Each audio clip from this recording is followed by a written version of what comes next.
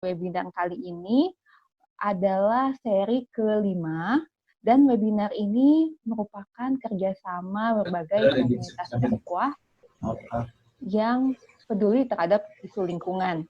Webinar ini merupakan kerjasama Ekodin, Niker, dan berbagai komunitas. Untuk Ekodin sendiri merupakan komunitas yang memiliki visi wadah dan rujukan bagi pemuda muslim di Indonesia yang berperan aktif dalam pewujudan lingkungan. Yang Ekodin lakukan adalah memberikan edukasi, toolkit, sumber informasi, dan pelatihan akan peran penting muslim dalam menjaga lingkungan. Adapun Niker merupakan wadah pengembangan dan pemberdayaan pemuda-pemudi yang bergerak di bidang lingkungan, khususnya di Kota Bandung. Niker ini merupakan komunitas yang berada di bawah Yayasan Muslim Berdaya Community. Webinar ini juga kolaborasi bersama Masjid Alman ITB, Perempuan SKPI, Yungaji Bintaro, Planter Craft Bandung, Tulisan Nensa, Fit Muslim, KAF Pemuda Istiqomah, Ahad Movement, Kohati PBHMI, Gerintastik Indonesia, LDK Salim UNJ, Kami Jakarta Timur, Sekitar Kita ID, West Hub, Terang Jakarta, Hana Indonesia, Rumah Hijau, Klinomics, dan juga Bayinah Indonesia. Nah, untuk memulai webinar ini, kita ada peraturan terlebih dahulu. Yang pertama adalah teman-teman mohon bantuannya untuk di-mute dan videonya di-off-kan dulu. Nanti dibuka waktu pas sesi pertanyaan. Dan yang kedua adalah untuk pertanyaan, nanti teman-teman bisa di akhir sesi bisa raise hand, ataupun untuk question-nya bisa diketikkan di chat room. Nah, ini kita sambil menunggu juga kehadiran dari Pak Hayu.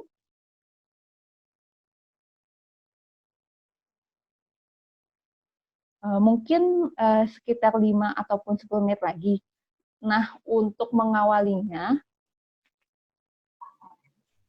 kita bisa ada titipan video, ada tontonan video yang sangat menarik, yakni tentang Muslim dan lingkungan. Video ini, teman-teman bisa akses juga di YouTube, tapi ini kita akan jadi pengantar bersama videonya tentang ajakan MUI menghadapi krisis air, pangan, dan energi. Pak Hanifah mungkin bisa dimulai untuk videonya sambil kita menunggu Pak Hayu.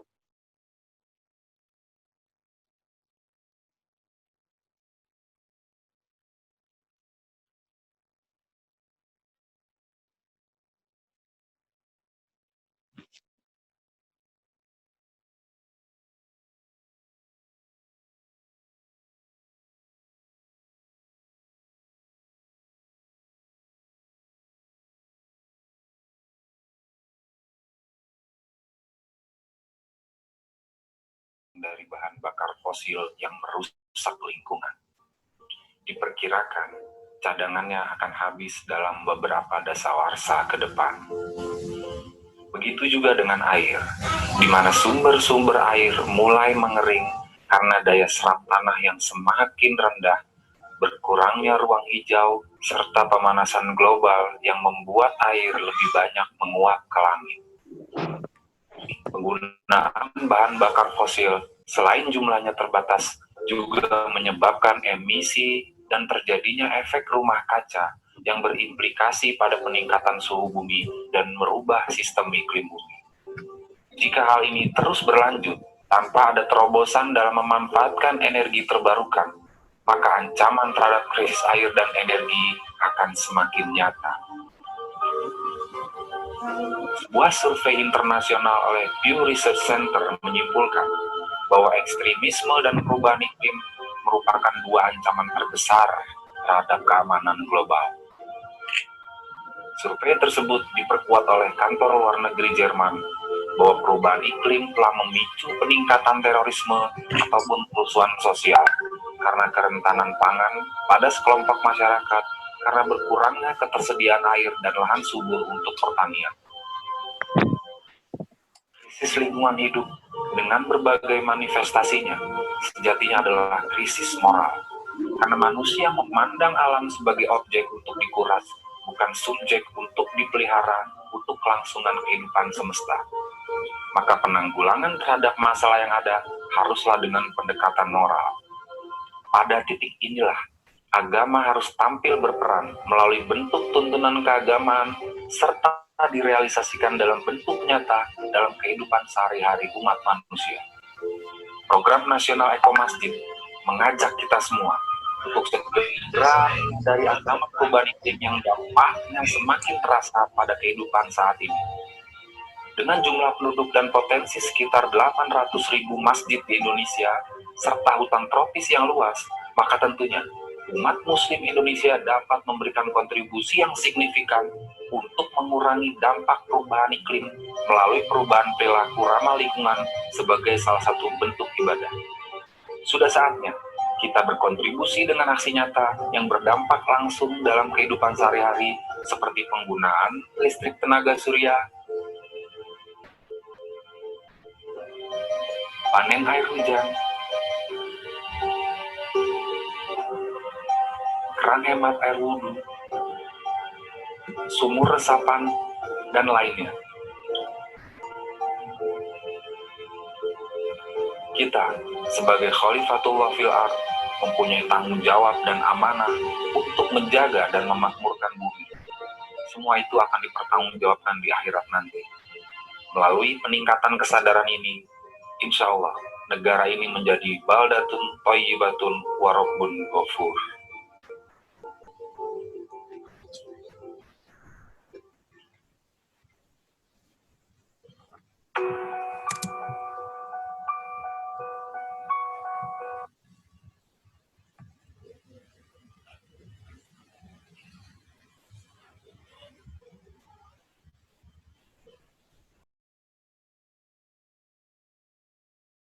Assalamualaikum, masih di mute, Mbak, moderator. Masih di mute. Masih mute, Mbak. Oke. Wah, langsung dibuka oleh Pak Hayu ya, Pak. Selamat datang Pak Hayu, apa kabar Pak? Ini sudah kedengaran belum Pak? Suara saya? Oh iya, sudah. Sudah. Ya, alhamdulillah. Gimana? Sudah lancar kedengaran? Pak, jelas. Oh sangat ya, jelas. Ya. Pak Hayu, terima kasih banyak atas waktunya, atas waktu dan juga untuk ilmunya nih, sharing-sharing ke kita tentang webinar kita hari ini yang membahas tentang Guardian of the Earth. Ya. Nah, sebagai perkenalan awal nih untuk teman-teman di sini, Pak Hayu adalah Ketua Lembaga Pemuliaan Lingkungan Hidup dan Sumber Daya Alam Majelis Ulama Indonesia. Selain itu, Pak Hayu juga banyak bergerak di Eko Masjid. Dan nanti mungkin Pak Hayu juga bisa menceritakan ke kita apa sih kegiatannya selama ini. Dan untuk pengantar awal dulu nih Pak, mungkin Pak Hayu bisa sharing apa sih kegiatan dari MUI ataupun Eko Masjid dulu untuk pengantar awal kita. Selanjutnya nanti kita bisa menggali lebih lanjut apa sih yang Islam ajarkan tentang lingkungan hidup. Dan bahkan kalau selama ini kan kita taunya MUI lebih banyak bergerak di fatwa atau fikih untuk masyarakat umum. Nah, ini membahasnya justru ada divisi khusus yang tentang lingkungan hidup. Ya. Monggo Pak Hayu. Ya, terima kasih Mbak Lisa. Assalamualaikum warahmatullahi wabarakatuh.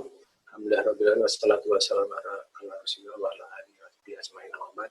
Terima kasih teman-teman Mbak Aisyah atas waktunya. Mohon maaf agak terlambat sedikit, tadi ada masalah teknis. Nah, jadi kalau saya share ya boleh ya? Saya share ini mungkin kelihatan nggak? Mudah-mudahan kelihatan. Saya share. Kelihatan.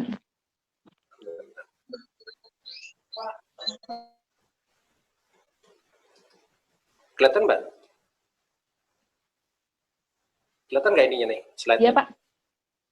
Oh, slide-nya belum. Belum ya? Belum. Oh, sebentar.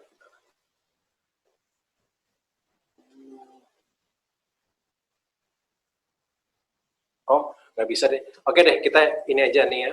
Kita singkat aja, saya terangkan sedikit. Jadi intinya itu adalah bahwa sekarang kita merasakan nih COVID. Siapa nggak merasakan COVID sekarang?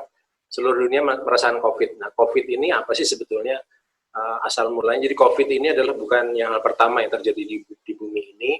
bahwa COVID ini atau wabah ini, kalau dalam Islam itu ada namanya taun dan wabah, ya. Taun dan wabah. Jadi taun dan wabah itu adalah suatu hal yang sering berulang. Jadi yang terakhir itu adalah setelah Perang Dunia Pertama waktu itu ya. Jadi 100 tahun yang lalu. Nah, itu namanya Black Death, ada Black Death. Nah, di situ adalah taun dan wabah itu, beda taun dan wabah dalam Islam itu, kalau wabah itu wabah ya, wabah itu kayak misalnya sekarang ini pada saat yang sama dengan ada COVID, ada demam berdarah, itu nama wabah, demam berdarah. Tapi COVID itu adalah taun. Karena suatu pandemi tapi belum pernah terjadi sebelumnya. Nah, taun. Zaman dulu itu banyak taun. Taun itu bahwa sesuatu yang memang belum dapat obatnya. Nah, taun ada 3 nih. Dia bisa menyerang darah, gitu. Jadi kayak bisul-bisul gitu. Dia bisa lepra atau bisa juga dalam bentuk menyerang pernafasan sekarang yang terjadi sekarang di COVID ini. Nah, dalam hal ini, bahwa ya tadi ada yang komen juga ada flu Spanyol, tapi ada juga namanya Black Death. Black Death itu bisa ratusan juta orang yang meninggal. Flu Spanyol juga sama gitu ya. Nah, itu bahwa memang dalam kejadian ini kita bisa tarik kesimpulan ya dari zaman Rasulullah dulu, juga zaman sahabat, dan sekarang ini itu terkait dengan lingkungan hidup. Nah, yang terakhir ini adalah karena yang disinyalir itu kerusaknya ekosistem, apalagi sekarang manusia juga itu memakan ya. Jadi interaksi antara binatang liar dan manusia itu semakin intens. Nah, terakhir ini malah kelelawar itu dimakan gitu. Kelelawar itu dimakan bukan orang itu lapar, itu kelelawar itu dimakan sebagai camilan. Jadi banyak sekarang di pasar Wuhan sana itu, jadi seluruh binatang-binatang dari hutan gitu, hewan-hewan yang eksotik gitu di pasaran sana, ratusan binatang bertumpuk jadi satu, dipotong di sana, pasar ini ya, pasar basah namanya. Kemudian limbahnya juga bercampur jadi satu. Nah, disitulah virus-virus mulai ini ya, mulai berjangkit gitu, ya, mulai dimutasi. Yang tadinya zoonosis dari binatang ke manusia, sekarang dari manusia ke manusia. Nah, dalam konteks itulah sekarang lingkungan hidup menjadi sangat penting nih. Nah, sekarang masyarakat ini kita dalam pandemi ini kan sifatnya adalah kuratif ya, jadi udah sakit atau kita juga jangan sampai terjangkit, tapi dalam jangka panjang kita perlu preventif. Nah, preventif ini dari kegiatan daripada kita nih di masjid. Nah, dalam konteks tadi dibilang bahwa MUI itu adalah fatwa doang ya, memang tugas kita cuma dakwah sih di MUI, itu nggak ada lain. Tapi dakwah itu ada 2, dakwah bilisan dan dakwah bilhal. Dakwah bilisan itu melalui lisan, melalui tulisan, melalui ucapan gitu ya. Dan yang kedua adalah dakwah bilhal, aksi. Nah, inilah Eko Masjid ini tidak hanya melakukan dakwah dalam lisan gitu, dalam mengajak tadi seperti video tadi itu ya, tapi sekarang kita bilhal, mengajak bagaimana kita semua bisa melakukan sesuatu. Kita mulai dari diri sendiri dulu. Tadi misalnya wudhu gitu ya, dan boros-boros air gitu. Kemudian kita ada 3 hal nih, 3 hal yang sekarang fokus di Eko Masjid itu adalah air, pangan, sama energi. Nah, dalam COVID ini 3 hal ini aja yang paling penting nih. Teknologi sama komputer sekarang kita untuk komunikasi. Tapi intinya adalah sekarang manusia kembali lagi ke basic gitu ya. Mobil Ferrari, yang punya mobil mewah, semuanya grounded semua, punya pesawat pribadi pun sekarang grounded semua gitu ya. Nah, sekarang yang penting orang itu adalah air, pangan, sama energi. Nah, sekarang ini Indonesia pada konteks pangan ini menjadi sangat krisis karena seluruh negara ini memprotek pangan mereka ya. Air juga ini sekarang penggunaan air semakin meningkat karena kita harus sering cuci tangan, harus sering mandi, harus sering cuci baju gitu kan. Beban bumi juga semakin berat, tapi di sisi lain bahwa bumi juga memulihkan diri. Jadi bumi itu telah diciptakan Allah secara seimbang, dan bumi punya cara dia sendiri untuk menyeimbangkan gitu. Jadi kalau ada sesuatu sudah tidak seimbang gitu ya, bumi akan punya mekanisme untuk menyeimbangkan dirinya sendiri. Nah, salah satunya bumi itu karena tidak seimbang lagi, virus itu mungkin bisa keluar gitu. Nanti kalau kita nggak sensitif terhadap ini, nanti ada virus-virus baru lagi yang keluar. Nah, itu yang perlu kita cegah bersama. Tadi itu Eko Masjid punya 3 kegiatan: air, pangan, energi. Contohnya air, kita punya program simpan air, hemat air, jaga air ya. Simpan air, contohnya hujan itu harus kita panen, harus kita simpan, air itu diresapkan gitu ya. Kita bikin biopori, kita nanam pohon itu adalah nyimpan air gitu ya. Kemudian juga hemat air, wudhu itu jangan boros-boros gitu ya. Nah ini wudhu boros-boros, kita juga di situ selain kita dakwah begini, kita juga menyediakan alatnya itu bagaimana membuat keran hemat air wudhu gitu ya. Cukup dengan sendal jepit dan sedotan bekas gitu ya. Nanti bisa lihat di video tuh di Eko Masjid semuanya, caranya bagaimana cara bikinnya, tadi simpan air, hemat air, jaga air gitu ya. Nah, jaga air ini adalah sampah, pengelolaan sampah. Nah, di MUI juga bagaimana mengelola sampah zero waste gitu ya. Kita juga bisa zero waste gitu ya. Nah, itu hal-hal seperti itu sudah tersedia di MUI. Pakan, sekarang pakan itu COVID ini juga mengajarkan kita hidup lebih zuhud ya. Hidup lebih zuhud itu kita hidup di rumah, hidup sederhana gitu ya. Nah, ini zuhud. Nah, dalam pangan, kita juga pangan ini jangan boros-boros, jangan membuang panganan. Jadi kalau Anda bisa lihat di IG kita, itu ada lokavor, bagaimana kita harus makan secara lokal, gitu, jangan impor. Karena pentingnya adalah bahwa kita makan lokal itu selain meningkatkan ketahanan pangan kita, juga keanekaragaman hayati gitu ya. Kemudian juga jangan buang makanan gitu, karena makanan Indonesia ini kita pembuang makanan terbesar di dunia gitu ya. Nomor 2 setelah Arab Saudi gitu ya. Jadi pangan juga bahwa bagaimana kita harus berkebun gitu ya. Nah itu banyak tuh hal yang belajar. Yang ketiga energi, bagaimana kita energi itu kita bisa create gitu. Ternyata energi itu dari mana sih menurut Al-Quran? Jadi kalau kita lihat di surat Yasin ayat 80 itu Allah berfirman bahwa telah aku ciptakan api dari kayu ya. Api itu adalah dari ini ya. Api itu adalah energi ya. Jadi ternyata kayu adalah sumber energi. Kita bisa lihat aja bahwa misalnya fossil fuel, kenapa disebut fossil fuel? Karena semuanya itu adalah dari fosil. Fosil itu dapat dari bahan-bahan organik. Dan salah satunya paling banyak adalah dari tumbuhan. Batu bara itu banyak dari tumbuhan. Jadi ternyata sekarang kita bahwa biomasa itu kalau menurut kami itu adalah merupakan sumber energi utama ya. Sumber energi utama karena Allah telah menciptakan daun itu sebagai solar panelnya, batangnya itu sebagai baterainya. Sekarang bagaimana kita bisa menanam pohon sebanyak-banyaknya, begitu ya, kemudian kita gunakan energi itu sebagai untuk semua. Nah, sunnahnya kita adalah menanam pohon buah, gitu ya, karena kita pohon buah itu menjadi 3, airnya disimpan, buahnya untuk kita makan, kemudian buahnya disimpan, air untuk dimakan, dan ininya batangnya untuk energi. Jadi air pangan energi bisa disediakan oleh satu pohon buah. Mungkin itu kira-kira ya pengantar saya. Nanti kita bisa tanya jawab aja, kita diskusi aja. Oke.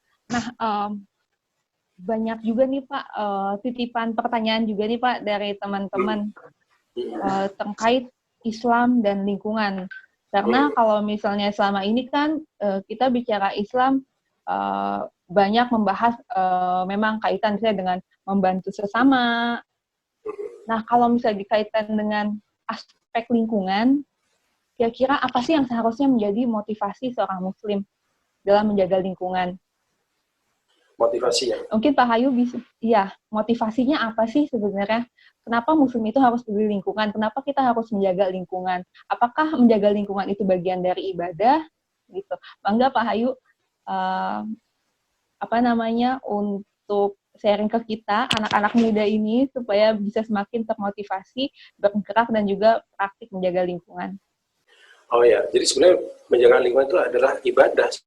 Bagian ibadah, kalau kita niatkan sebagai ibadah, itu adalah ibadah. Karena pertama gini, kita sebagai khalifatullah fil ardh, kita sebagai wakil Allah di bumi. Kita bukan domba-domba sesat ya, kita adalah sebagai perwakilan Allah di bumi.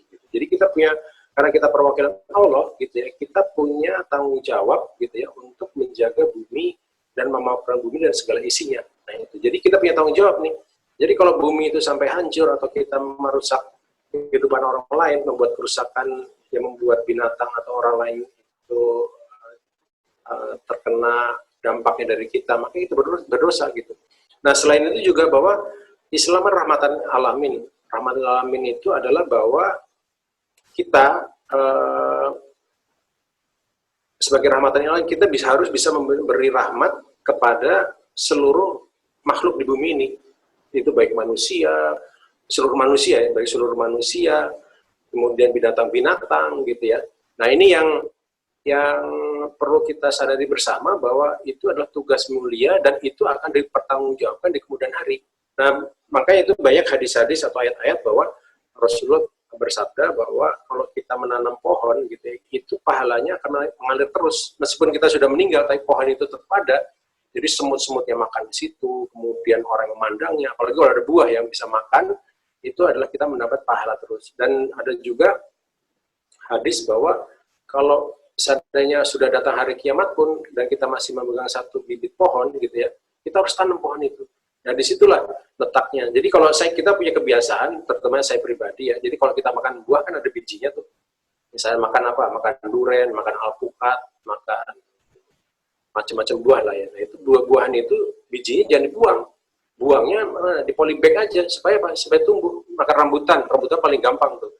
Atau dibuang di biopori gitu ya. Itu jadi bibit. Nah bibit itu sudah tumbuh, jangan dibuang bibitnya. Tanam aja di pinggir kali atau pinggir jalanan gitu ya, biar orang-orang itu makan. Nah disitulah ibadah-ibadah, sebenarnya ibadah amal jariah itu tidak perlu juga tidak selalu harus bikin masjid atau pondok pesantren, tapi dengan menanam pohon pun itu bisa dilakukan gitu. Nah hal itu banyak tuh. Jadi apalagi itu menanam pohon buah, wah itu pahalanya berlipat ya. Jadi pohon-pohon itu sebenarnya pinggir jalan tol itu jangan pohon kayu mestinya, pohon-pohon buah. Nah itu banyak.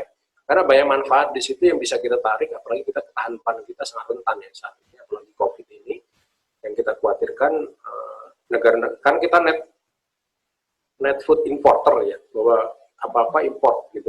Jadi kita kalau misalnya negara itu protect makanannya sendiri, karena mereka itu sudah kekurangan tenaga kerja gitu. Kemudian transportasi juga berkurang. Jadi andaikan itu tidak kita lakukan secepatnya, apalagi muda-muda ini gitu ya. Yang muda-muda ini, apapun profesi Anda, saya sering bilang anak saya, apapun profesi Anda harus jadi petani gitu. Karena udah survival.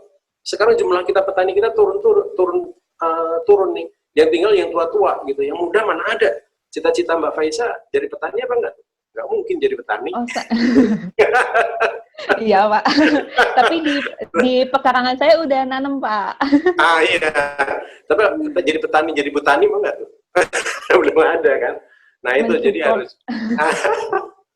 Tapi intinya bagus lah, itu udah mulai skill. Tapi intinya skill life skill seperti itu harus mulai gitu. Jadi life skill itu tidak hanya harus berbentuk kita jago komputer, tapi semuanya gitu, bahwa life skill itu kita harus bisa hidup di hutan. Itu iya. Mandiri banget ya. Saya juga jadi keinget nih Pak. Nah, waktu pas webinar, jadi Ekodin ini tuh dan Miker, kita sudah mengadakan webinar hingga seri kelima. Nah, untuk webinar minggu lalu, pas banget Pak, kita ngebahas tentang berkebun. Termasuk tips-tips untuk bisa berkebun kalau sekarang kan kita pada stay at home semua ya. Diskusi juga kira-kira sayur atau tanaman apa sih yang paling pas ditanam untuk di ruangan yang minim cahaya gitu. Nah, ini pertanyaannya sudah lumayan banyak nih Pak. Kita dari Pak Hayu, apakah ada yang mau di-share lagi untuk nasihat-nasihat ataupun untuk sharing-sharingnya, atau kita pindah ke pertanyaan baiknya seperti apa nih Pak? Oke, saya tambah sedikit ya. Jadi intinya itu bahwa sekarang ini nih manusia itu sudah nggak care lagi ya pada alam ini. Jadi kalau Anda Mbak Faiza itu terbang di atas Jakarta itu isinya cuma rumah doang gitu ya. Jadi sekarang ini orang hutan di sana gitu, tapi kita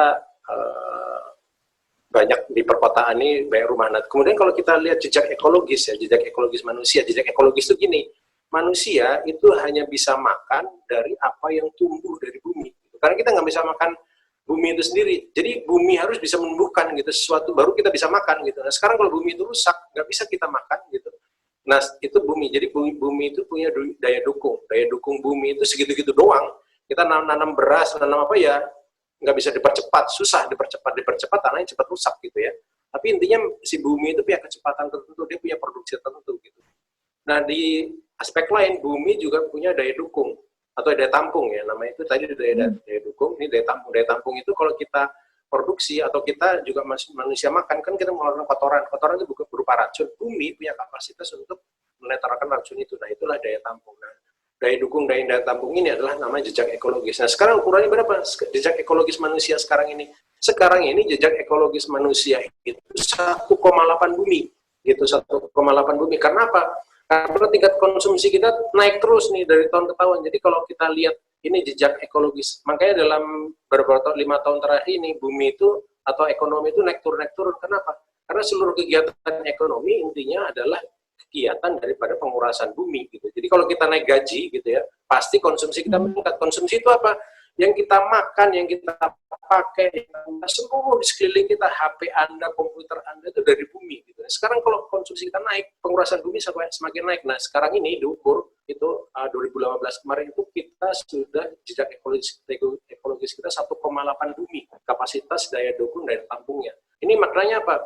Maknanya yang 80% itu adalah kita memakan untuk anak cucu kita. Jadi intinya itu makanya kita lihat udah gundul, laut rusak, banyak pencemaran. Itu karena bumi sudah tidak bisa lagi menampung daripada racun kita. Bumi tidak bisa lagi memproduksi sesuai mengikuti konsumsi kita yang rakus. Nah, dalam Ramadan ini itu ketika dicontohkan bahwa kita diminta untuk bisa menahan diri kan. Menahan diri apa? Makan kan. Jadi ada 2 syahwat nih yang diajarin sama terkait lingkungan hidup kita ya.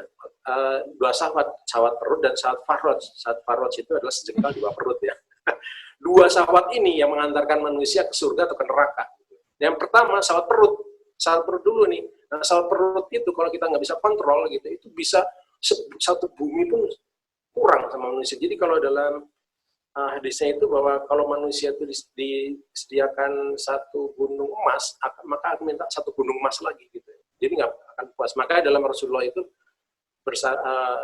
ada hadisnya bahwa kalau kita makan itu sebelum lapar, kita makan ketika lapar, berarti makan sebelum kenyang gitu ya. Dan kita juga kalau makan di perut kita sepertiga air, sepertiga makanan, sepertiga udara begitu. Jangan sampai penuh. Nah, dalam konteks itu di Ramadan ini MUI punya program namanya Eko Ramadan, Ramadan ramah lingkungan. Ramadan ramah lingkungan itu ada 3 hal tadi. Jaga pangan, jaga air, jaga energi gitu. Jadi misalnya pangan itu pastikan makanan halal thayyiban, utamakan bahan makanan lokal, makan secukupnya dan habiskan, simpan atau bagi makan tersisa gitu ya.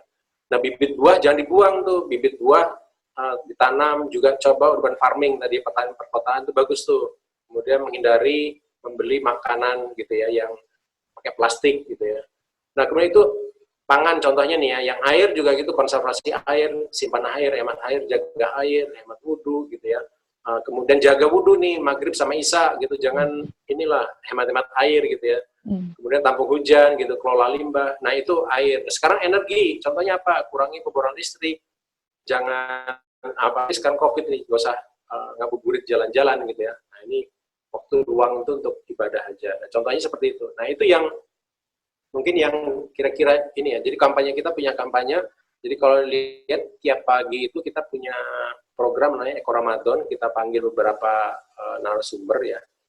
Itu dari berbagai tempat. Itu namanya Bitly Eko Ramadan Zoom gitu ya. Itu bisa lihat di situ siapa saja yang kita undang dan bagaimana kita program-program kita. Eko Ramadan kita namanya. Ramadan ramah lingkungan gitu. Bagian daripada Eko Masjid ramah lingkungan gitu. Iya. Mungkin itu saya ikutan Pak sedikit. waktu itu. Oh, saya pernah ikut. Nah, itu yang sama Pak Sarwono ya. Oh, Pak Sarwono, iya. Iya, waktu itu. Saya jadi keingat juga nih Pak Hayu cerita tentang daya tampung dan daya dukung juga. Kalau orang-orang banyak ya kan kalau sekarang fokusnya adalah mengurangi berapa banyak yang kena COVID. Nah, sebenarnya kalau kita bicara lingkungan adalah harus flattening the curve juga untuk beban lingkungan, Pak. Ada meme-nya tuh. Jadi bagaimana kita harus menurunkan kurvanya beban lingkungan yang tinggi dari polusi, dari sampah, dari kerusakan lingkungan yang kita hasilkan. Iya. Gitu. Bagaimana caranya? Nah, itu caranya cuma dari ekonomi. Nah, sekarang namanya kita ada tulisan saya di MUI itu namanya degrowth ya. Itu setahun yang lalu saya tulis, dan itu banyak orang-orang itu sudah menulis degrowth. Dari dulu itu bahwa bumi itu nggak mungkin punya kapasitas mengikuti sustainable development. Nah, kita harus rumuskan lagi sustainable development, pembangunan berkelanjutan itu menaik terus, nggak mungkin ngikutin nafsu orang, itu nggak mungkin bumi mampu gitu, nggak mungkin.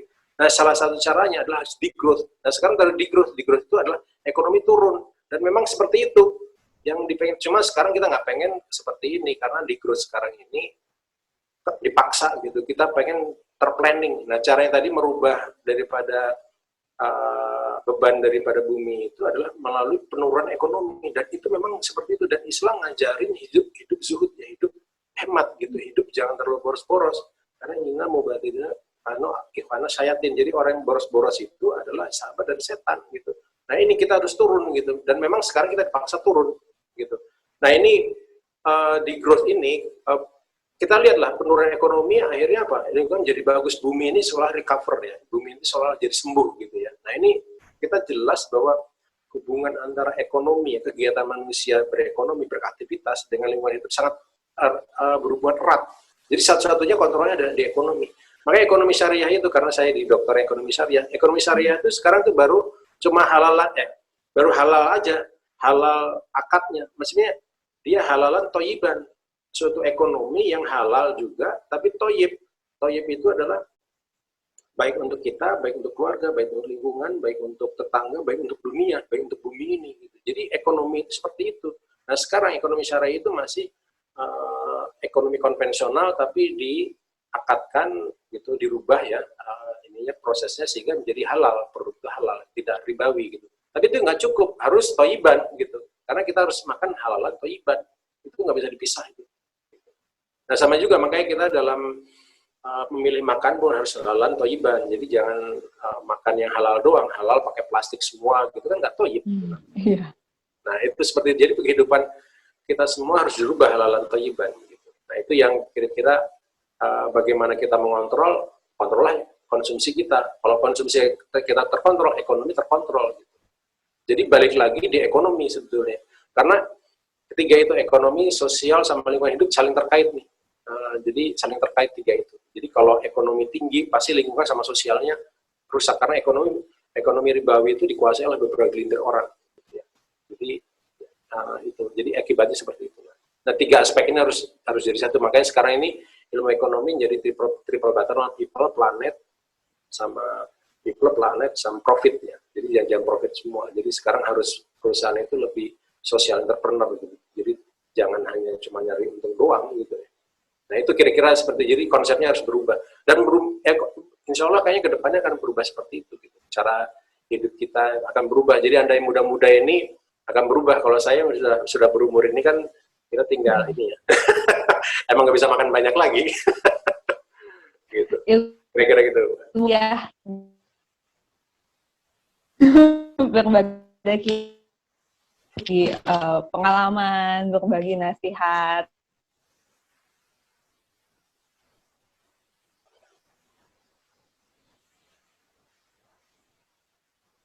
Frozen, Mbak. Itu kan, Mbak? Bisa dulu, Ya, Mbak. ini di sini hujan gede, jadi sinyalnya ngadat-ngadat di tempat saya. Hujan berkah gini nggak boleh ngutukin hujan.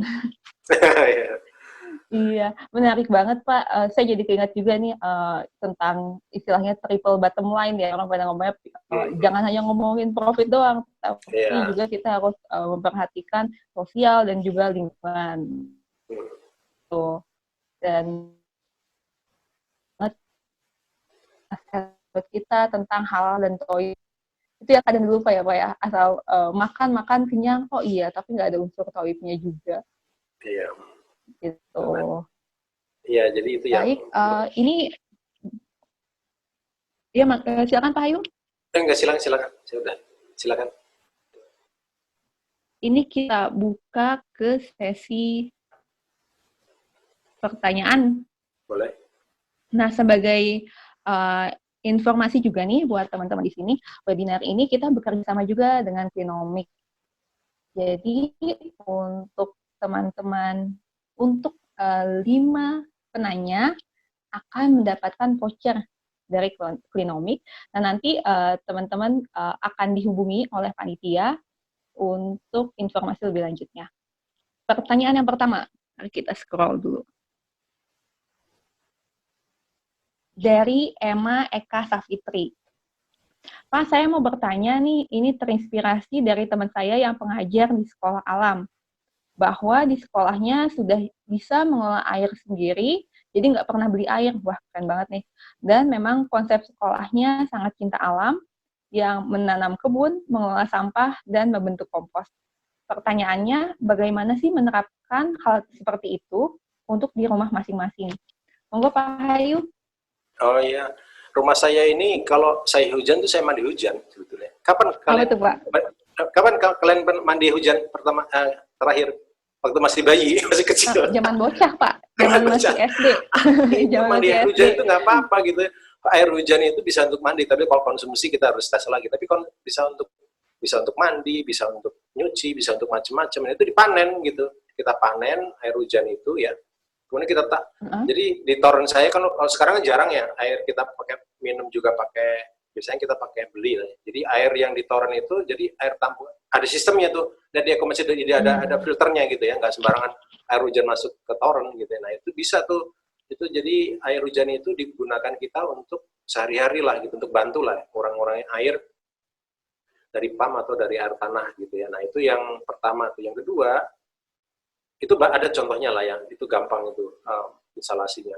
Yang kedua misalnya bikin sumber resapan gitu, jadi sumber resapan itu kecil aja kayak pakai ini aja, gampang itu sumber resapan ada bolongan gitu ya, nggak runtuh, atau biopori lah ya, biopori paling gampang lah, biopori, di situ bisa untuk nampung air. Jadi biopori itu diisi sampah-sampah organik biasanya ya, sampah-sampah organik, karena biopori itu bukan bolongannya yang kita bolongin, biopori itu adalah pori-pori yang di-create oleh atau dibuat oleh makhluk-makhluk gitu, kayak cacing kayak itu. Jadi harus kita isi dengan sampah gitu ya.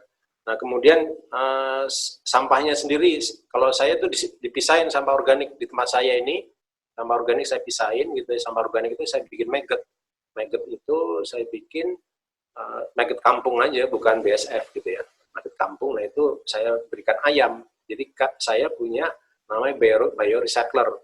Maggotnya saya kasih ke ikan, saya kasih ke ayam. Ayamnya kan suka nyeker-nyeker, jadi si sampahnya itu dibikin kompos oleh ayam gitu. Jadi kotoran ayam jadi kompos sama kompos itunya sendiri. Nah, saya juga punya ini aquaponik. Aquaponik itu ikannya kasih belatung tadi, kemudian kotorannya untuk aquaponik, untuk sayur. Jadi banyak tuh recycle, jadi banyak air, sampah gitu ya. Jadi bisa zero waste tuh si rumah itu. Apalagi kalau punya mesin namanya gasifier atau apa itu, sampahnya itu bisa jadi energi langsung gitu. Bisa. Nah itu ada contohnya sih. Makanya Ekomasjid itu banyak tuh 3 hal itulah. Ekomasjid itu air, pangan, energi. Gitu ya. Fokusnya ke sana. Jadi kalau mau lihat contoh-contohnya banyak di ekomasjid.id ya. Nah, di web itu. Mungkin itu sedikit untuk teman-teman ya, ekomasjid.id. Emang namanya berarti bukan rumah minim sampah lagi Pak, ini rumah sirkular. Karena semua siklusnya termanfaatkan kembali. Nah, terus kita lanjut ke pertanyaan kedua ya, dari Mbak Tanti Yugiana. Assalamualaikum. Pertanyaannya nih, ini menarik juga, kenapa kewajiban menjaga lingkungan itu jarang dibahas dalam pengajian? Padahal itu sangat penting dalam tugas manusia di dunia, dan yang akan dipertanggungjawabkan nanti. Kenapa ya Pak, jarang dibahas di pengajian? Ya pertama, para ustadz atau para kiai itu belum begitu, mereka apal sih hadisnya, ayatnya gitu, cuma apal doang. Jadi gini, salah satu tugas kami juga kita menghubungkan tekstual dan kontekstual gitu. Kadang-kadang mereka tahu tekstualnya gitu, tapi konteksnya nggak ngerti gitu. Misalnya darul fasadu fil bari wal bahri bima kasabta dinas gitu ya. Jadi kom badalati amilu alayhi fahlun jadi telah nampak kerusakan di darat dan di laut akibat kerusakan tangan manusia. Mana sih itu kerusakan, perasaan biasa-biasa aja gitu. Tapi kalau kita lihat BNPB ya, dari data Badan Nasional Penanggulangan Bencana, itu bencana kita naik terus dari tahun ke tahun itu. Bencana banjir, kekeringan, tanah longsor gitu. Nah, bencana-bencana itu bencana-bencana akibat tangan manusia, bukan bencana gitu, gempa bumi gitu ya. itu kan bukan perbuatan kita, tapi bencana-bencana itu perbuatan karena manusia. Nah itu jelas tuh, kelihatan jelas. Tapi bagi itu nggak tahu, nah tekstualnya itu nggak ngerti. Nah tugas kita memang salah satunya fatwa itu, kalau Anda lihat fatwa itu ada turunannya, sebenarnya ada panduannya, ada khutbahnya. Nah itu kita sosialisasikan gitu ya. Nah kita sudah buat nih dai-dai, misalnya dari fatwa satwa langka ya, proteksi satwa langka, kita punya dai konservasi gitu ya. Untuk Wah, keren banget. fatwa kebakaran hutan dan lahan, kita punya dai gambut. Untuk fatwa mengenai air dan sanitasi gitu ya, itu kita punya dai sanitasi.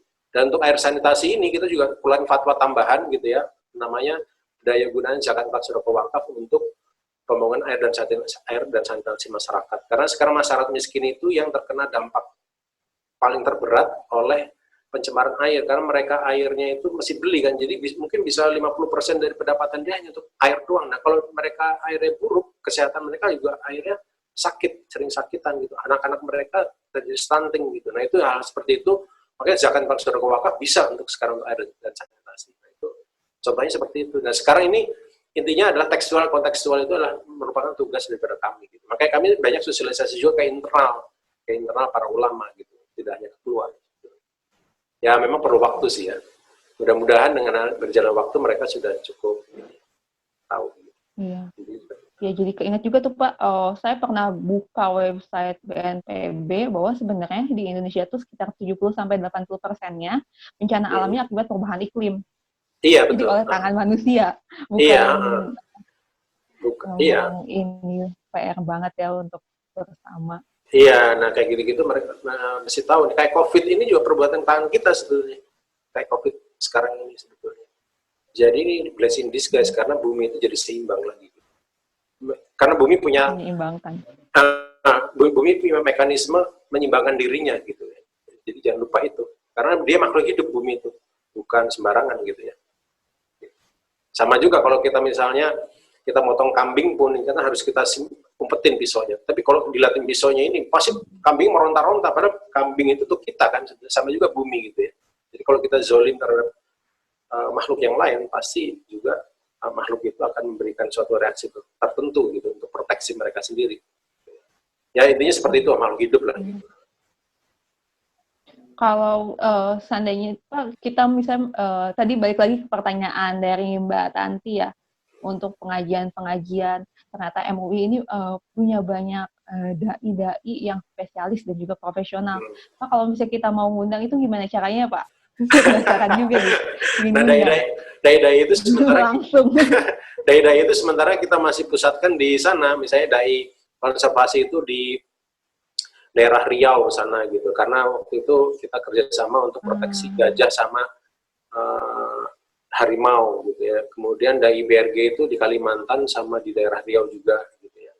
Kemudian dai air sanitasi itu daerah sana Jawa Tengah gitu. Jadi memang ini dai-dai di daerah gitu. Salahnya memang kita harus bawa ke kota gitu. Jadi dai-dai kota ini harus tahu juga. Nah kita juga punya program tidak hanya nasional tapi internasional. Kita namanya Interfaith Rainforest Initiative. Jadi kita juga ada program Interfaith, ada namanya Siaga Bumi. Indonesia Bergerak Selamatkan Bumi itu MUI menjadi pelopor untuk membentuk suatu lintas agama untuk bergerak lingkungan hidup. Jadi kita bahasa-bahasa kita juga bahasa-bahasa kemanusiaan akhirnya. Jadi bukan bahasa keagamaan, tapi bahasa-bahasa kemanusiaan. Jadi kalau dengan agama lain kita nggak mungkin pakai ayat, pakai hadis, tapi bahasa-bahasa kemanusiaan. Nah, itu kita harus translate. Termasuk internasional juga. Saya setiap seminggu sekali kita sama PBB itu kita Interfaith di Rainforest Initiative, karena Indonesia ini salah satu daripada 70% hutan tropis dunia masih tersisa, yaitu dari Amazon dan Kongo dan Indonesia. Cuma tiga hutan itu. Nah di Indonesia kebetulan kami yang dijadikan sebagai kayak koordinatornya lah sementara. Mungkin itu ya. Biasa amannya. Oke, ke pertanyaan selanjutnya nih Pak dari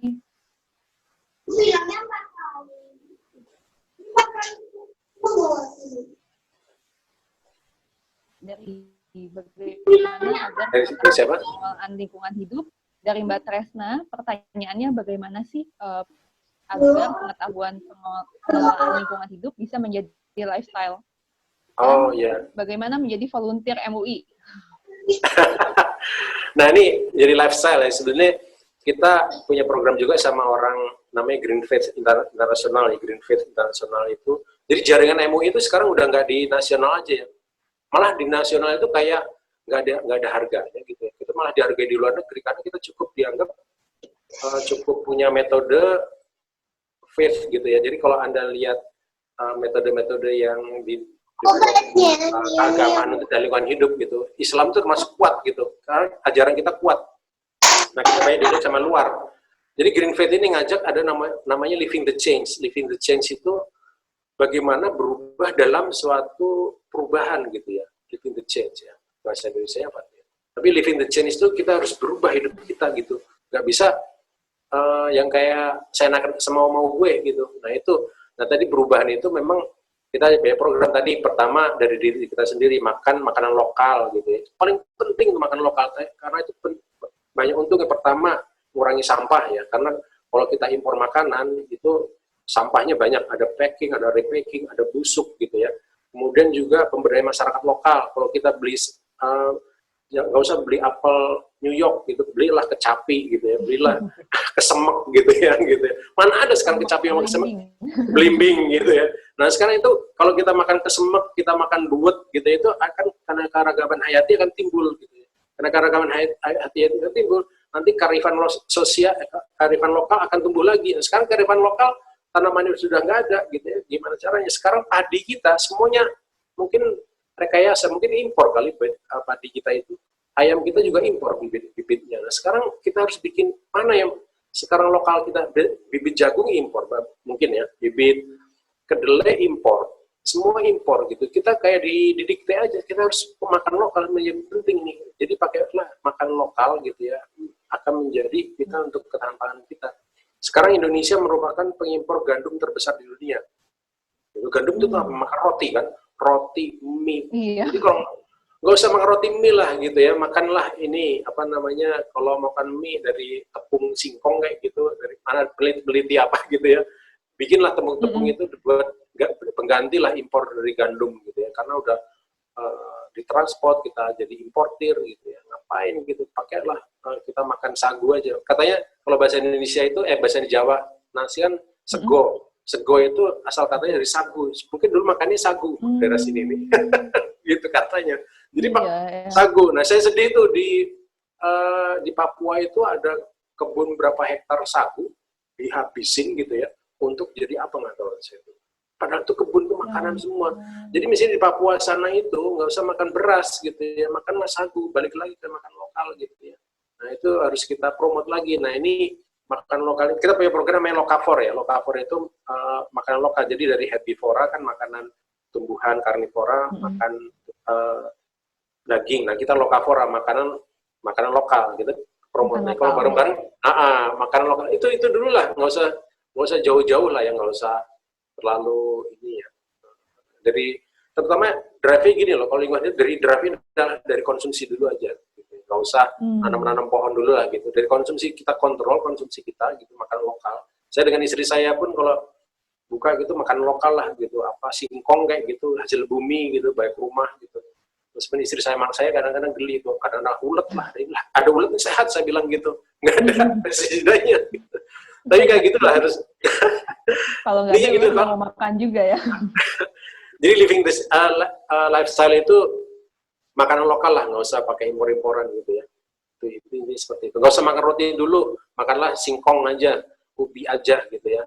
Kalau sarapan, ubi rebus, singkong rebus, atau pisang rebus gitu. Atau talas rebus gitu ya. Sehat sekali. Iya, betul banget. Iya gitu sih. Aduh, udah berapa lama saya nggak makan talas ya, Pak? Kemarin tadi yang volunteer MUI, boleh juga itu. Jadi sekarang ini kita ingin menggerakkan masjid-masjidnya. Nah, masjid-masjid itu biasanya DKM tadi itu nggak peduli juga sama lingkungan, yang bisa juga nanti masjidnya itu bisa misalnya jamaah masjid mana gitu ya, kalau udah nggak COVID ya. Nah itu bisa diajak bagaimana kok masjid ini ikut program Eko Masjid gitu. Nanti kita bisa sama-sama bergabung di situ sebenarnya.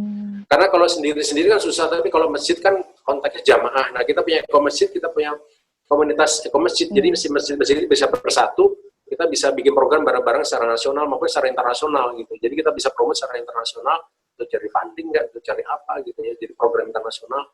Nah itu yang kita pengenin sebenarnya, kita pengen volunteer itu, karena pada intinya sekarang ini banyak orang-orang yang di masjid itu belum peduli gitu sama lingkungan hidup. Mereka masih peduli tentang pengajian-pengajian yang ibadah mahdoh lah, ibadah gore mahdoh itu ibadah-ibadah ritual, tapi ibadah-ibadah gore mahdoh, ibadah muamalah seperti lingkungan hidup itu belum menjadi prioritas mereka gitu. Nah itu yang harus kita rubah memang awalnya sih, pelan-pelan lah ya. Ya seperti itu. Iya, langsung nih Mbak Tanti langsung mengajukan, dicatat. Nah untuk selanjutnya, pertanyaan selanjutnya dari Mbak Tami, apakah pada masa Rasulullah sendiri terjadi conscious kapitalisme, perekonomian yang memperhatikan lingkungan dan sosial? Saat zaman Rasulullah ada ceritanya? Iya, ada lah, ada. Kisahnya. Iya kan, riba itu, bahwa riba itu adalah haram gitu. Riba itu apa tuh riba? Riba itu adalah suatu bentuk konsumsi ya, atau kalau ditranslate kan dia ekonomi ya. Kalau ekonomi pasti relasinya ke konsumsi pasti ya. Nah, jadi riba itu dilarang karena kapitalisme itu adalah basic kapitalisme. Nah, sekarang riba kenapa itu sangat merusak lingkungan hidup? Riba. Saya ceritain gini nih. Riba itu kalau gini deh, kalau Indonesia ngutang misalnya berapa? 100 triliun gitu. Atau sekarang kita bukan berapa ya? 1.500 atau berapa ribu triliun gitu ya. Itu kan bayar bunga ya.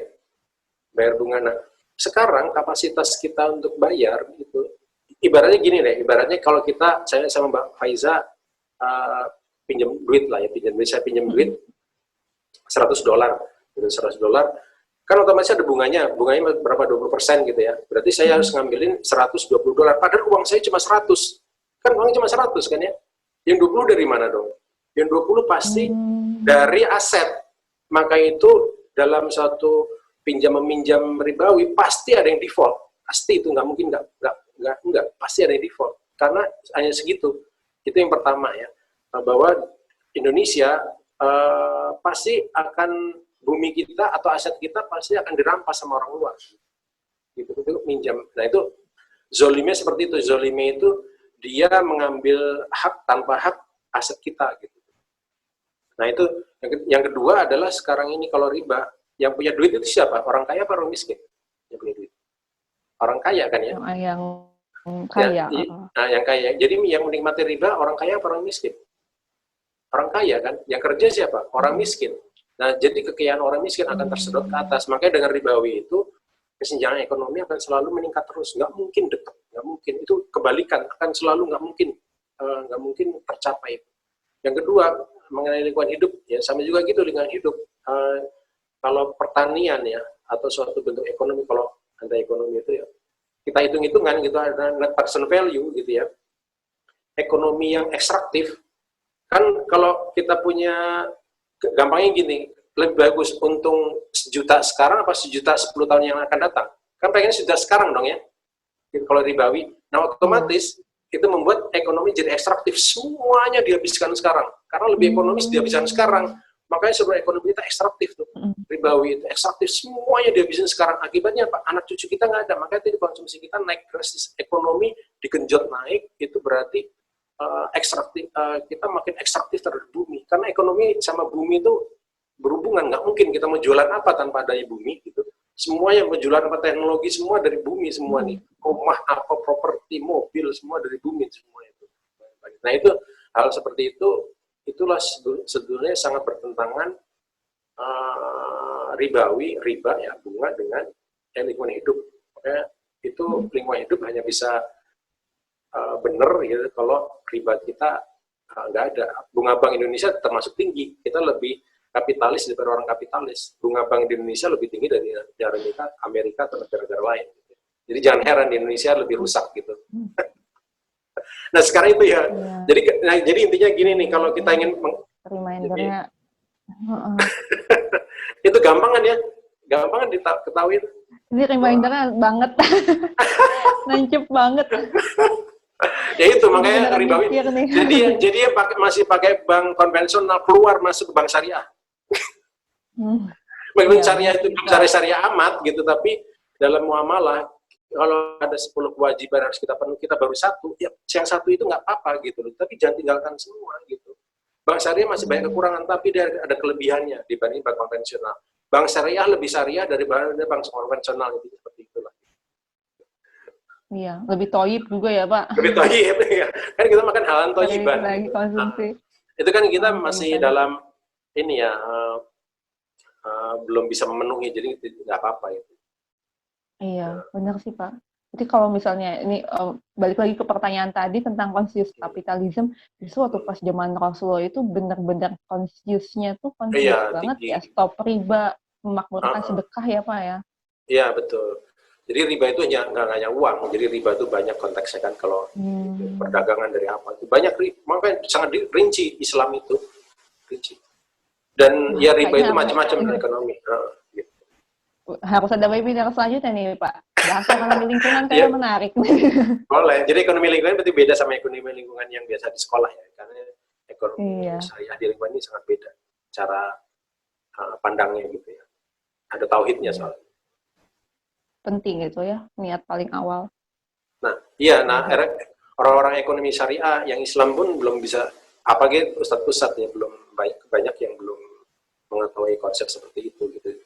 Konsep itu sama aja kok, bank syariah juga sama bank konvensional, malah bank syariah lebih mahal gitu. Lah, ini bukan masalah mahal atau enggak, ini masalah thayyib yang halal atau enggak kan gitu, masalah gitu. Jadi kayak haji ya, haji kan capek-capek ngapain dong, mahal di penet orang gitu, tapi orang pergi karena itu adalah kewajiban kita gitu. Jadi nggak bisa ini haji mahal gitu, nggak usah haji lah karena mahal gitu, ngapain gitu, kan nggak bisa gitu.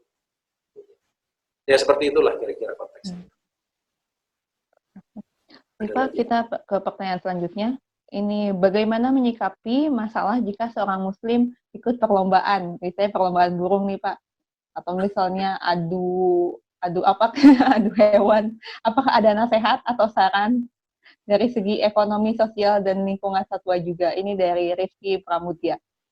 Ya intinya kalau untuk kita perlombaan itu bersenang-senang ya, bersenang-senang kita dari hewan itu nggak boleh. Jadi kita, Rasul sendiri ada hadisnya kalau bahwa ada sahabatnya atau itu nembak burung ya, atau memanah burung gitu ya, tanpa untuk senang-senang, itu nggak boleh, dilarang Rasulullah. Sedangkan semut sendiri gitu ya, kalau kita bunuh tanpa suatu hal yang ada secara syar'i gitu nggak boleh gitu, kecuali memang kalau kita ketemu harimau menerkam kita ya, kita masih bela diri, karena di dalam syariah itu maksud syariah itu ada 5 kan, kita jaga agama, jaga jiwa, jaga akal, jaga keturunan, jaga harta.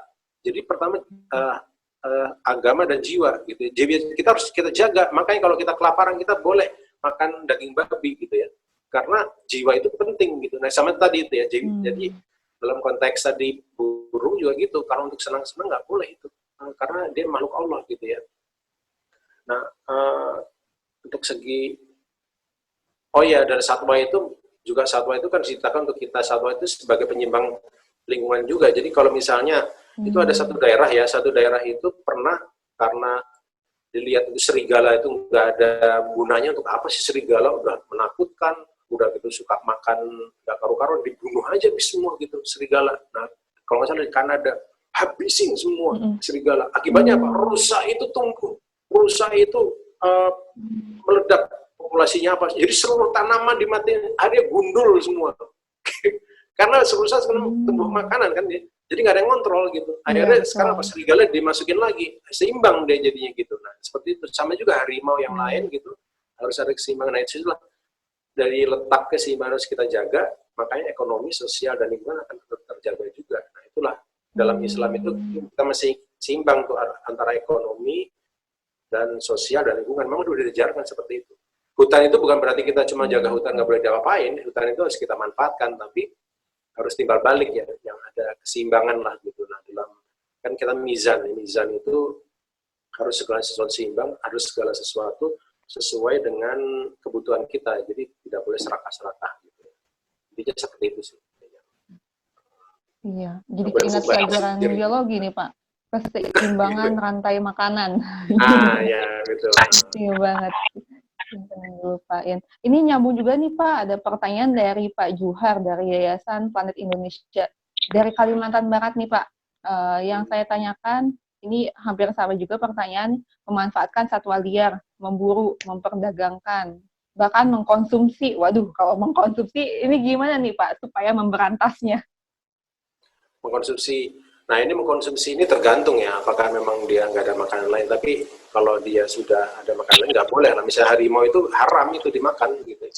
Dan di bahwa kita membunuh atau mengkonsumsi binatang yang sudah langka itu haram hukumnya. Jadi ada di fatwa MUI ya, fatwa MUI mengenai pelestarian satwa langka untuk keseimbangan ekosistem gitu ya. Nah, itu bisa dibaca tuh apa saja tuh yang boleh dan tidak boleh. Yang binatang yang kita sangkarkan itu boleh untuk pendidikan ya, tapi misalnya kebun binatang itu boleh, tapi harus binatangnya juga dirawat dengan baik karena untuk pendidikan ya. Anak-anak kita jangan sampai ngomong harimau nggak tahu harimau seperti apa, ngomong gajah nggak tahu gajah, gitu. Gambar doang gitu. Itu bentuk pendidikan boleh. Nah, seperti itu sih yang ini saya lihat juga ada ini nih, ada sekarang ini pertanian konvensional didominasi pestisida dan pupuk kimia, efeknya buruk. Bagaimana Islam memandang hal ini? Boleh saya jawab ini nih? Nah, bagaimana nih Pak? Boleh ini langsung nih, boleh Pak. Nah, ini tadi ya. itu bahwa kita rahmatan lil alamin. Jadi kita sampai jasad renik pun harus kita jaga itu. Nah, sekarang bagaimana kalau pestisida pupuk dan pupuk kimia itu mati semua itu?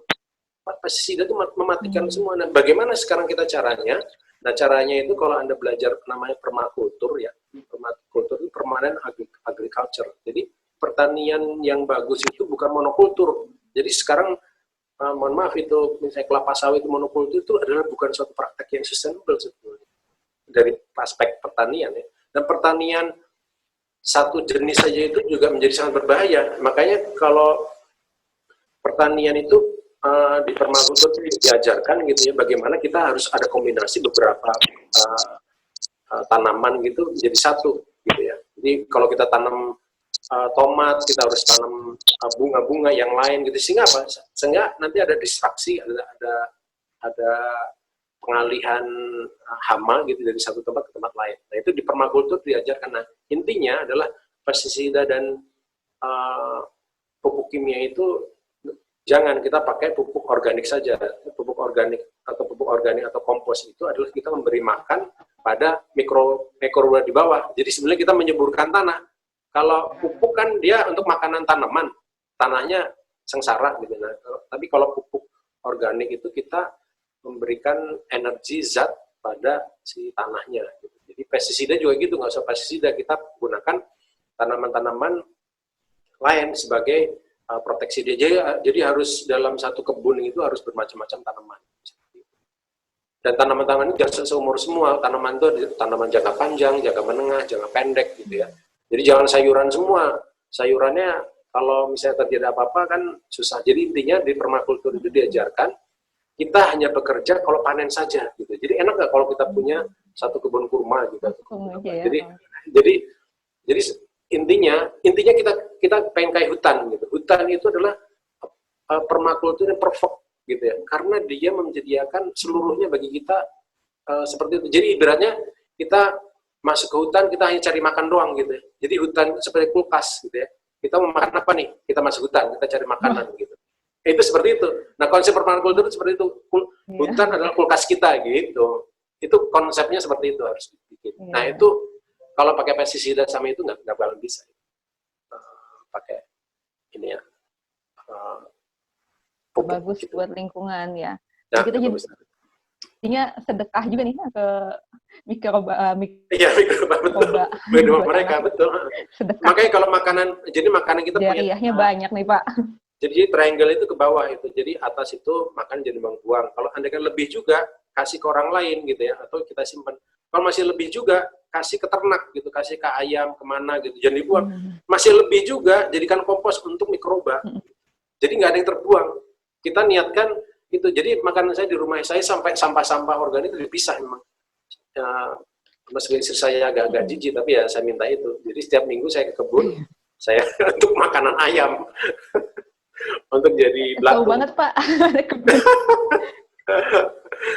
Ya. Sedekahnya ya banyak berat. Gitu, sedekahnya populasinya banyak. Jadi kalau ada makan tulang-tulang gitu, saya kalau makan bareng-bareng banyak tulang, banyak itu, sayang banget tuh. itu bisa jadi belatung Heeh. banyak, saya bilang itu. Belatung banyak. Buat makanan si Ayam ini saya, ayam. BSF. Buat ayam. Buat Ayamnya iya, nggak ya, buat Pak? ayam. Belatungnya bukan biasa, kita belatung kampung aja kok, belatung. Iya. Ini ada selanjutnya pertanyaan. Oh, belatung kampung. Iya. Belatung-belatung yang ini apa ya, yang apa namanya? Ada yang warna hitam, ada yang warna putih. Iya, betul. Ini pertanyaan dari Mbak Ining. Ini kayaknya Mbak Ining Ros. Tentang air nih Pak, pemakaian air.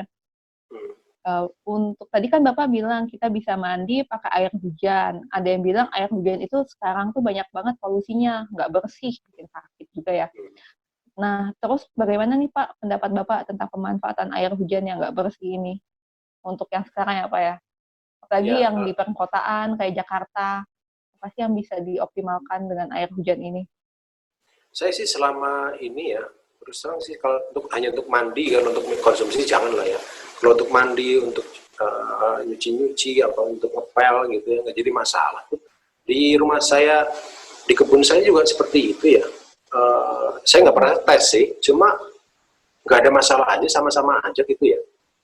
Saya kurang tahu tuh, kata orang yang licin lah ya, perasaan kok saya sama-sama aja sih, nggak ada bedanya gitu ya. Saya kurang tahu ya masalah itu, mungkin juga beda ya. Ya itu sih, tapi intinya itu air hujan itu bisa ditampung, tapi ada satu proses di Jogja itu bisa dijadikan air minum pakai elektrolisis tuh, bisa dijadikan air minum gitu. Ada treatmentnya itu, ada caranya di apa tuh, di desa apa tuh ada Pak. Itu ahlinya dari Agus Mariono kan, dari UGM Jogja. Nah, saya berguru juga ke dia, bisa tanya-tanya dia tuh. Ada WA grupnya tuh, saya itu juga namanya hujan. Jadi banyak manfaatnya, tapi sementara kalau saya sih saya gunakan untuk mandi, untuk bersih-bersih aja sih. Gimana? Mungkin kalau misalnya ini tergantung tempatnya kali apa ya. Kalau misalnya Jakarta, mungkin nih bisa dipakai buat nampung air hujannya untuk tanaman, atau mungkin mau nyuci motor, ya udah tampung aja air hujannya. Hemat juga ya Pak ya. Ya, enggak, kalau saya masukin toren air, jadi toren air itu campur air Ya. hujan sama itu, udah saya campur aja. Saya alhamdulillah sih nggak apa-apa tuh di bertahun-tahun nih, gitu ya. Nggak tahu deh kalau masih diuji, tapi perasaan biasa-biasa aja kok. Iya. Ya, tapi sebenarnya air itu kan esensinya murni juga ya. Iya, esensinya kalau esensinya ya harus suci, maksud saya itu makanya di filter tadi air hujan yang pertama, kalau lebat hanya lebat saja yang bisa masuk gitu ya, kalau nggak lebat dia keluar gitu. Jadi ada kayak sistemnya sih gitu. Jadi kotoran burung atau kotoran di atas atap itu nggak masuk ke dalam tampungan gitu. Jadi seperti itu. Gitu. Ini ada pertanyaan juga nih Pak. Selanjutnya ya, apakah ada nih dai lingkungan dari MUI untuk daerah Bandung? Oh, daerah Bandung belum ada. Kita ada pelatihan ekomasjid. Jadi pelatihan ekomasjid itu kita sudah tiga kali itu disponsori oleh Kementerian Lingkungan Hidup dan Kehutanan, itu untuk 40 masjid di Jakarta dan 40 masjid di Jawa Barat gitu ya. Jadi masjid-masjid kita latih. Jadi bukan dai. Karena kalau masjid itu institusi kan ya. Karena kalau kita masjid masyarakat kan institusinya ya. Kita pengen juga masjid itu tidak hanya kalau dai kan hanya ceramah saja, tapi kalau masjid bisa memberikan ceramah, bisa memberikan juga dakwah bil lisan dan dakwah bil hal gitu. Makanya kita ada pelatihan masjid. Nah, dan sudah ada beberapa, dan itu dokumentasinya ada di ekomasjid.id itu kalau nggak salah. Jadi sudah ada.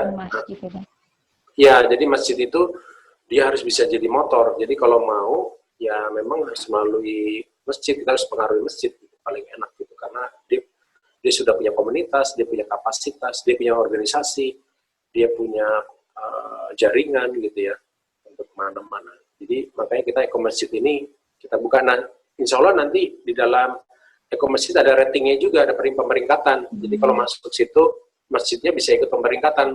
Gitu, pemeringkatan ini masjid ini udah pemeringkatan berapa nih dalam program ekomasjid ini? Tadi dari 3 hal tuh.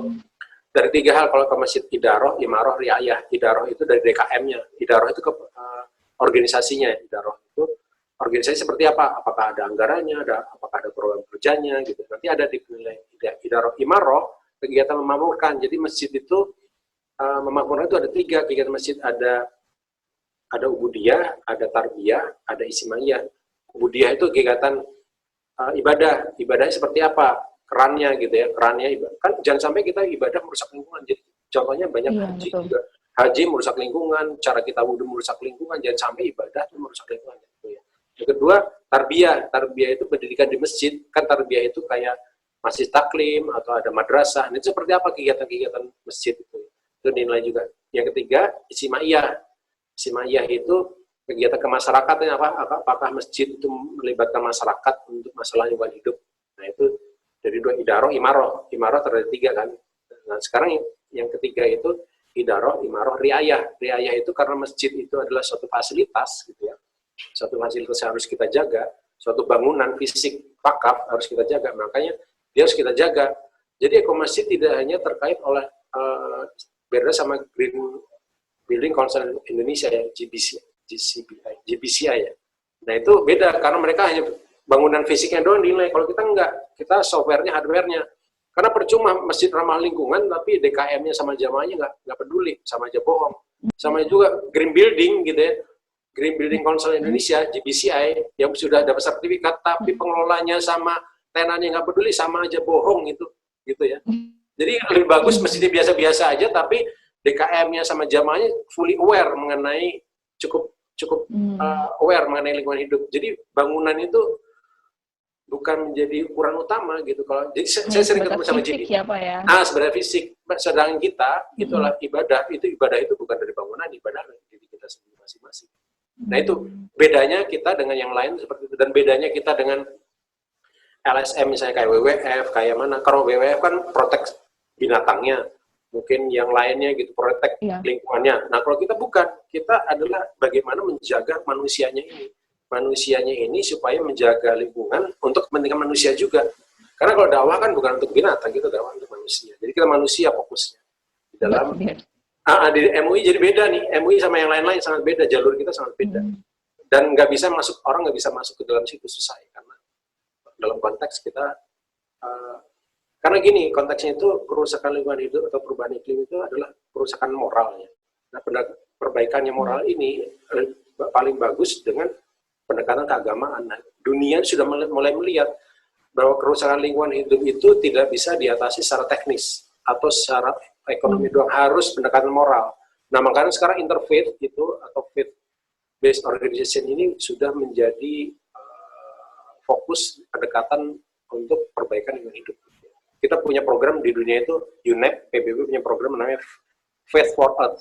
Jadi agama untuk bumi, dan Faith for Forest gitu, Faith for Forest. Nah di Indonesia kita punya IRI itu, Interfaith Rainforest Initiative itu, ada juga Interfaith Rainforest Initiative.id, itu kami juga yang koordinir sekali. Itu internasional itu gerakannya. Nah intinya seperti itu sih yang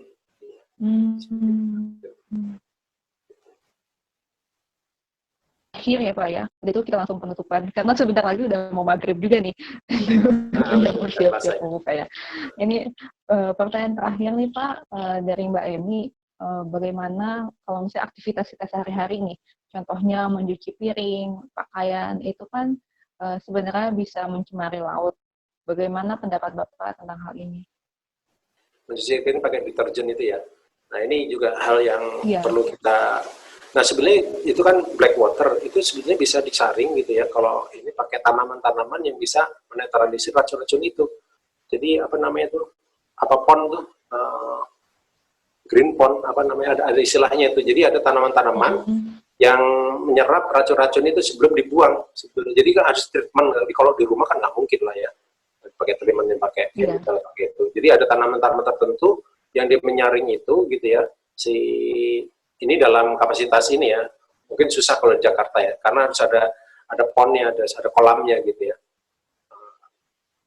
kolam apa gitu, pond apa gitu ya, tapi diisinya tanaman-tanaman gitu, tanaman-tanaman khusus yang untuk bisa menyaring racun-racun itu gitu ya, baru bisa dibuang. Intinya kalau dibuang itu harus bisa disaring dulu gitu, harus kita treatment dulu airnya itu, black water itu. Oke. Jadi nyaranin pakai eceng gondok nih Pak. Eceng gondok, Penyaringan. iya boleh juga. Nah, Eceng bisa juga. gondok. Eceng gondok ya salah satunya. Iya. Menarik sekali nih Pak. Nggak terasa ya waktunya kalau misalnya ada maghrib jam 8, sekarang aja kita lanjut diskusi ya Pak ya. Nah, kita udah masuk ke akhir sesi acara, alhamdulillah. Dan dari Pak Hayu, untuk kalimat penutupnya nih Pak, untuk nasihat-nasihat buat kita, untuk tetap semangat menjaga lingkungan, apalagi sekarang kan lagi Ramadan ya, yang dimana pahala berlipat ganda, Ramadan juga kita perlu mendekatkan diri juga dengan Allah, dengan Al-Quran. Nah, pesan dari Bapak buat kita di sini nih Pak, untuk Ramadannya semakin optimal, seperti apa nih Pak yang bisa kita lakukan? Ya, jadi mungkin singkatnya aja, tadi itu balik lagi ke namanya interkoneksi itu ya, air, pangan, sama energi gitu, itu saling terkait. Jadi kita tidak bisa memproduksi energi tanpa air, kita nggak bisa makan tanpa air gitu ya. Kemudian juga nggak bisa ada air, nggak ada untuk energi. Jadi ketiganya itu. Nah sekarang bagaimana kita dalam Ramadan ini pangan itu konsumsi dibatasi ya. Tiga konsumsi itu, konsumsi air, konsumsi makanan, konsumsi energi. Intinya seperti itu aja lah. Bahwa konsumsi kita harus kita potong, terutama yang muda-muda nih ya. Jadi supaya nanti Anda bisa punya survival, Anda punya tabungan ke depan, karena sebagian sudah kita habisi di generasi saya nih, 80%. Jadi harus jadi Anda harus ngembalikan 80% itu. Harus nurunin semuanya gitu. Pak ya, dari rumah. Intinya seperti itulah. Intinya ketiga hal itu harus kita fokuskan ya, untuk kita sama-sama kurangi, kita sama-sama manage ya, insya Allah. Itu juga karena ada hadisnya itu, Rasulullah bersabda, anasu surukau fitalatah filkala wanar walma. Jadi manusia bersihkan dalam tiga hal, yaitu dalam filkala itu tanaman ya, tanaman atau tumbuhan, makanan lah ya. Wanar itu adalah dalam api itu adalah energi, dan ma itu air. Jadi manusia bersihkan dalam tiga hal. Jadi ketiga hal itu memang sudah ada hadisnya. Kita harus manage dengan baik gitu. Karena ketiga itu seluruh manusia membutuhkan, siapapun dia gitu. Jadi kalau kita nggak usah ada komputer, kita nggak usah ada apa-apa ya, asal ketiga bahan ini ada cukup. Kita punya teknologi apa, salah satu dari ketiga ini nggak ada, percuma gitu ya. Nah itu aset terbesar di tiga hal itu. Makanya dalam pasal 33 Undang-Undang Dasar kita juga, karena Undang-Undang Dasar itu dasarnya adalah dari Islam ya. Itu air, bumi, dan segala isinya dikuasai negara untuk kemakmuran masyarakat, semuanya dari situ. Gitu. Jadi itunya seperti. Jadi kalau Anda pelajari Islam semakin dalam, Anda pelajari semakin menakjubkan, karena banyak hal terkait lingkungan hidup itu yang konteksnya sangat besar. Anda bisa lihat kajian Kiai Haji Wafiuddin ya di ekomasjid.id, ada di ini deh, ekomasjid.id YouTube kita ya. Itu ada kajian-kajian dari UAS, dari Ustaz Abdul Somad, itu paling concern dia, karena rumahnya di Riau itu sering kebakar hutan. Makanya dia kalau udah IBRG dia paling semangat dia.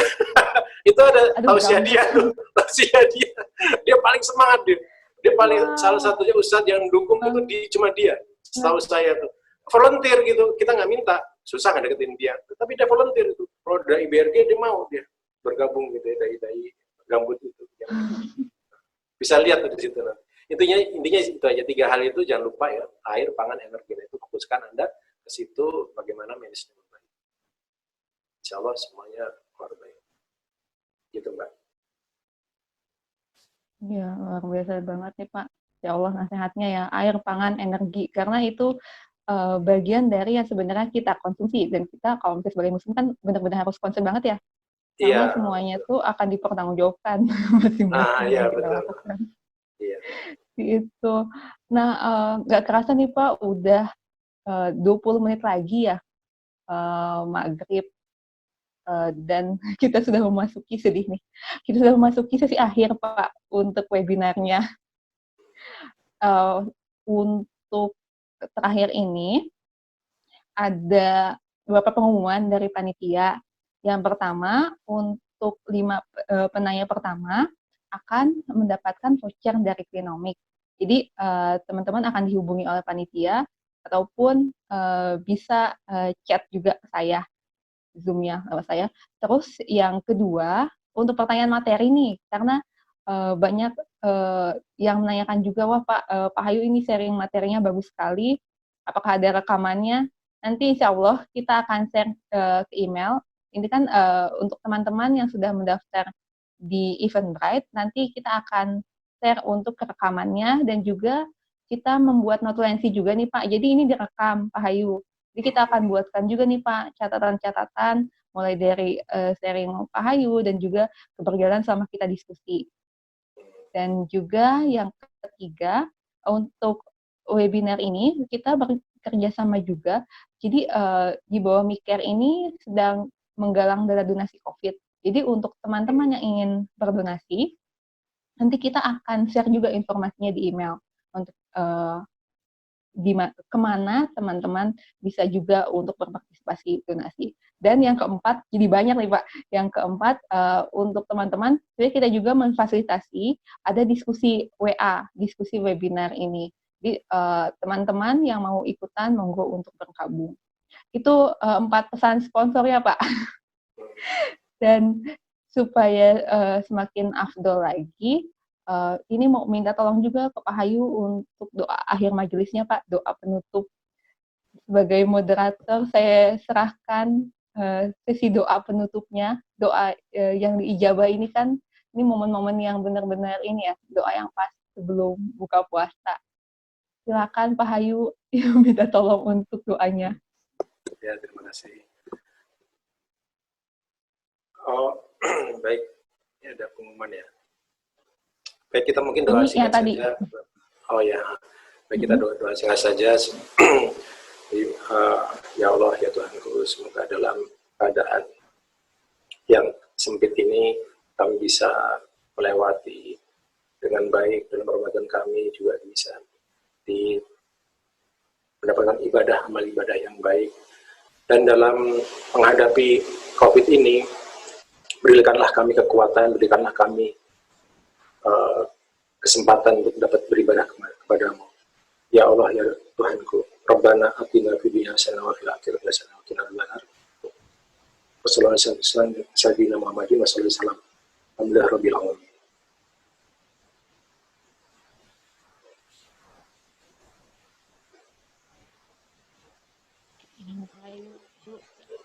Jazakallahu khair Pak atas waktunya, atas ilmunya, benar-benar apa ya, buat saya pribadi tuh refleksi banget dan amunisi banget untuk diterapkan saat Ramadan.